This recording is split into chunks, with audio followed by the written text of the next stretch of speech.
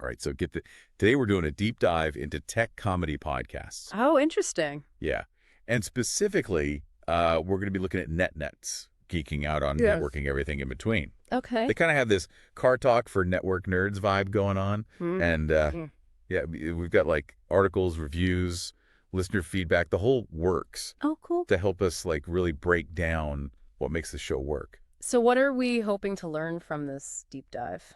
Well, I'm really interested in how NetNets manages to take like a niche topic, networking, and somehow make it interesting for like a wider audience. Right. It's not an easy feat.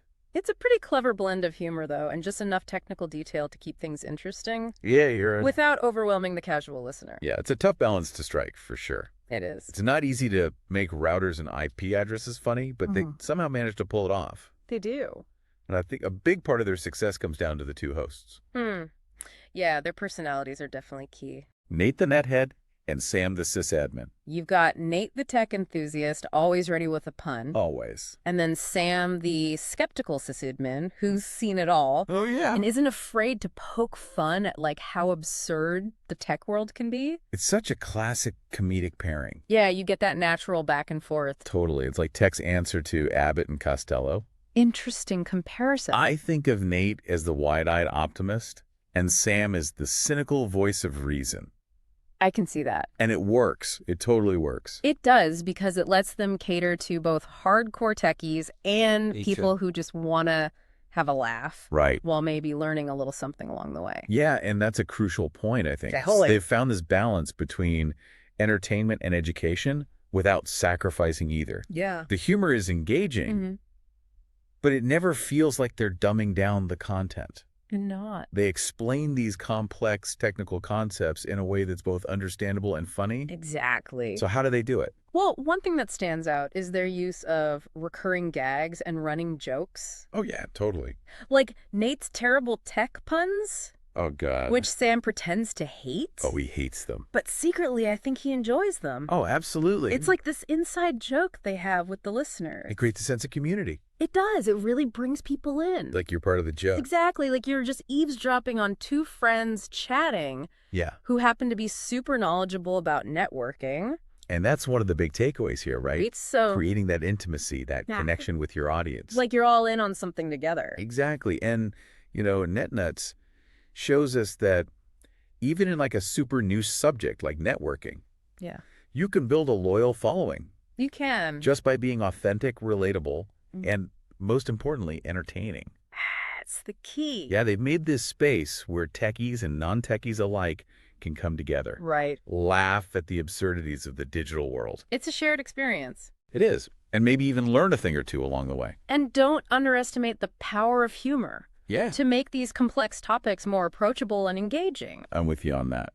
Think about how you can incorporate that in your own work. Good point. Whether it's anecdotes or analogies or even just a well-placed pun. Puns are always good. Always. So let's dive a little deeper into the actual format of the show. Okay. Each episode is structured around a few key segments. All right. Starting with Patch Panel Pondering. Patch Panel Pondering. Where they tackle some quirky tech-related question. Like what? Well, they might take something seemingly mundane. Okay. Like the personality of a router.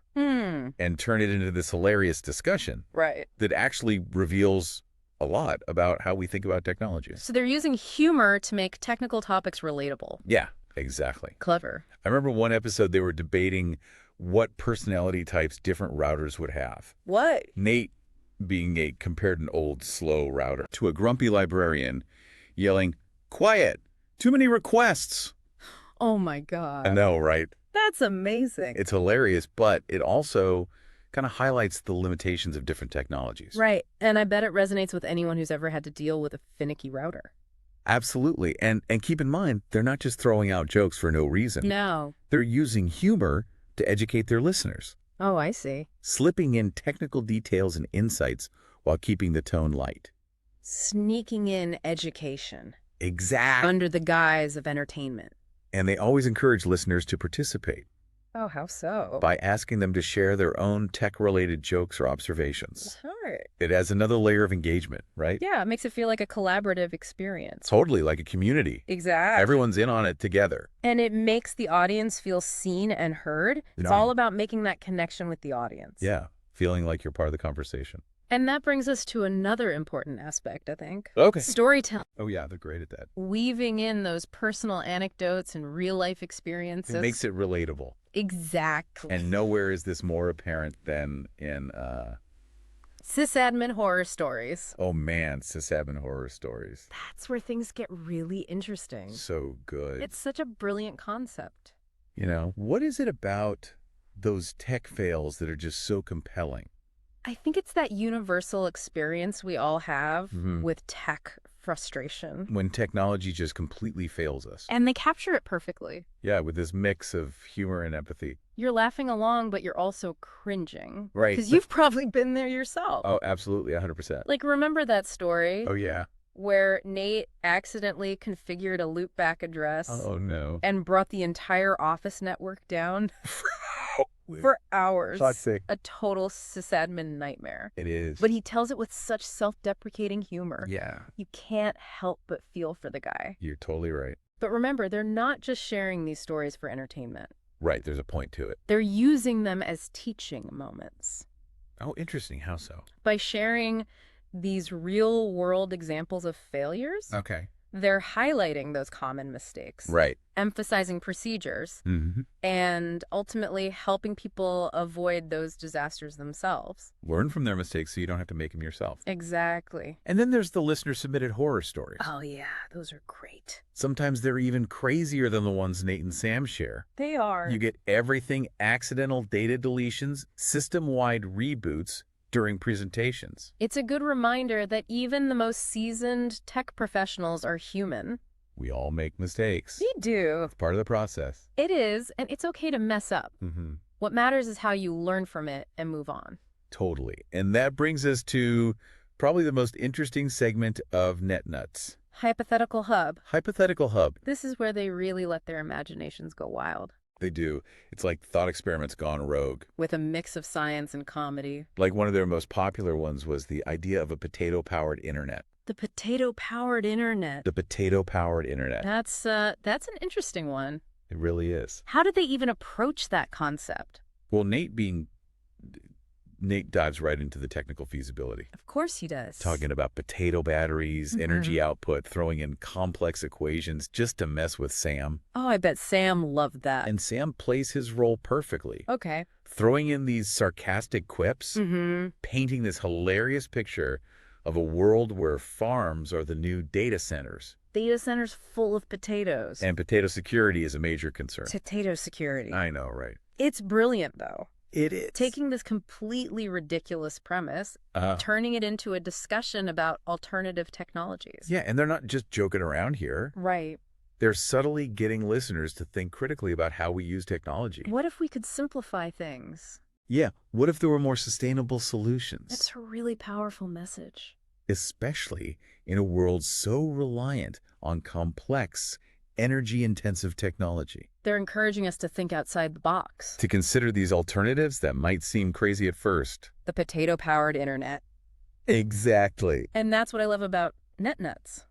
What's that? They're not afraid to embrace the absurd, to ask the what-if questions. And in doing so, they're sparking curiosity. They are. Getting people to think differently. It's a refreshing approach.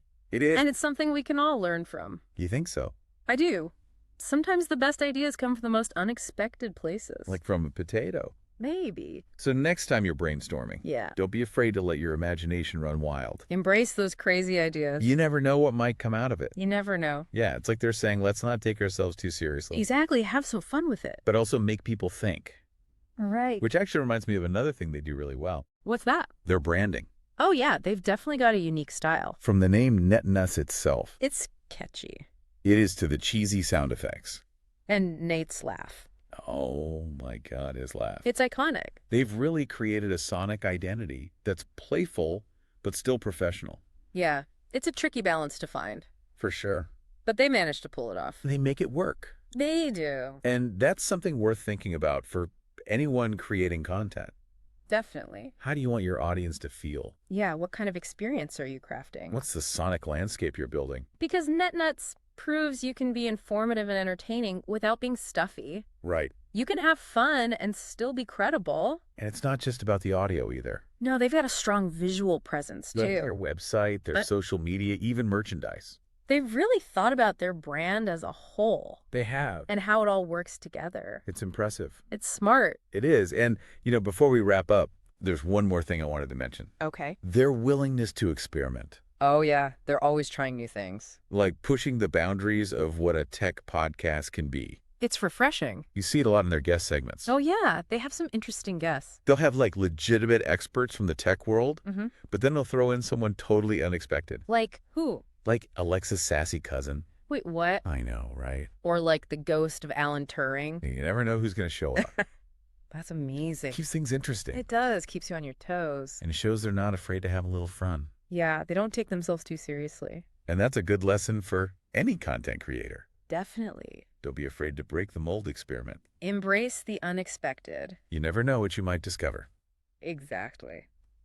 So as we wrap up this deep dive into NetNuts, yeah, I think it's safe to say they've created something special. They have. They've found a way to make networking fun. They're informative, they're entertaining, authentic, and relatable. And they don't take themselves too seriously. Which is important. It is. So if you're looking for inspiration for your own podcast or really any kind of content, take a page from the NetNuts playbook. Embrace the humor experiment with the format, build a strong brand. And have fun. Because the best content comes from passion and enthusiasm. And NetNuts has that in spades. They really do. So think about it. What crazy tech hypotheticals make you question the way things are? What would a world built on those hypotheticals look like? Maybe you'll be inspired to create